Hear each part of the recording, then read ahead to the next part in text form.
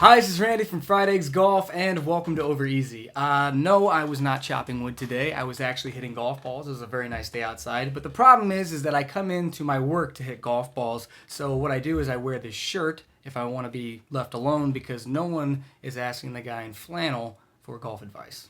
Before I get into the topic of today's episode, I do want to mention that I did start an Instagram account. It is at Fried Eggs Golf. Hi, this is Randy, and welcome to Fried Eggs Instagram account. I'm really excited about this account because I have some interesting content that I want to bring you guys. What are you doing? Well, I was doing an intro video and you totally ruined it, so. But anyway, I want to use this account because I want to create some new content and kind of give you guys an insight at the shop that I work at. It really gives me an opportunity to make some short videos about like the new product that's out there and just like everything that's... Ryan, are you serious? So what I hope to do with this account is upload content more frequently. This is something that I can maintain on a daily basis and put some stuff out there that you guys... Brian, I can see you, dude. So anyway, check back daily for content. I'm going to try to put something on here every single day. That way you get... Sweet, I am, bro. You see?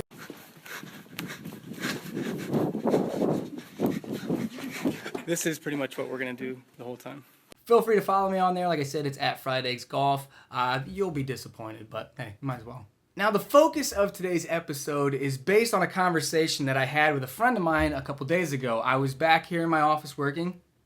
So we started having a conversation about the current state of golf retail and what influences people to make purchases. Because if you look at the manufacturers and where they divvy up their money as far as marketing goes, they spend a lot of dollars on players, PGA professionals, to endorse and play their equipment. I can't think of the last time that someone walked in the store and was like, hey, do you have Dustin Johnson's latest driver? That's not really how it works anymore. I just think people are better consumers now than they were 30 or 40 years ago. You know, it's not like you have to take Greg Norman and put a driver in his hand and be like, this is the best driver ever. And then everyone's like, I want Greg Norman's driver. I've worked in golf retail now for 11 years. And in those 11 years, I've had 3 occurrences of customers coming in and asking for a specific product that a player on the PGA Tour plays with. And those products were, 1, the PM grind wedge from Phil Mickelson, but I don't even know if that counts because his name's technically on the wedge. But outside of that, it was Dustin Johnson and Jason Day's putters. They're spider putters that were all black and all red. Those putters, people actually came in and asked, hey, do you have that putter? And that was like the only time that I can think of in recent memory that anyone ever came in and asked for a specific product based on a tour pro playing it. There also was Bryson DeChambeau as of recently. You know, everyone's crazy about these one-length irons, and if he starts to play decent golf in 2017, I think that you will see an influx in one-length iron purchases. Right now, there's some buzz about it, but if he actually starts winning tour events, I think that he could create some drive, so there is that. So I believe there to be 3 different ways that people are influenced to purchase new equipment. One of those being teaching pros. People that work one-on-one with people on the range. They work on their swing, they dial them up, maybe they get them to a level where they feel comfortable and consistent enough to get fitted for new equipment, and that kind of influences them to try the new stuff on the market.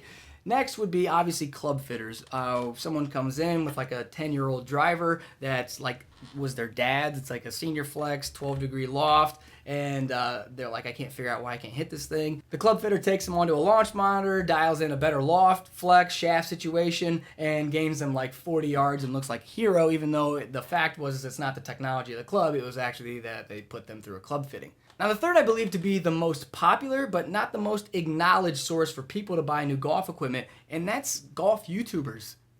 Not me. I'm not talking about myself. I don't think anyone has ever purchased a club in their life based on some video that I've made. But you do have like Mark Crossfield and Rick Shields. I think these guys do a great demonstration of how to non-biasly represent new equipment that comes into the golf market. Now, I think that these manufacturers kind of devalue these golf YouTubers because they don't make their golf clubs seem very sexy. You know, before in the past, it'd be like, oh, MOI or CG, and you had all these buzzwords, and it was very exciting, and each year was this new and important term that we had to learn to help promote the product. Sometimes you just need to take a step back and realize that the equipment is not really progressing as fast as they portray it to be. You know, they make these fine adjustments and it's not their fault. You know, you have the USGA kind of handcuffing them, not allowing them to do things outside certain parameters. So you can't really make adjustments that are going to change the world every single year. And don't get me wrong, I think touring pros play a very important part to the growth of the game of golf, because if you've ever been to a PGA tournament and you've ever followed around like Jordan Spieth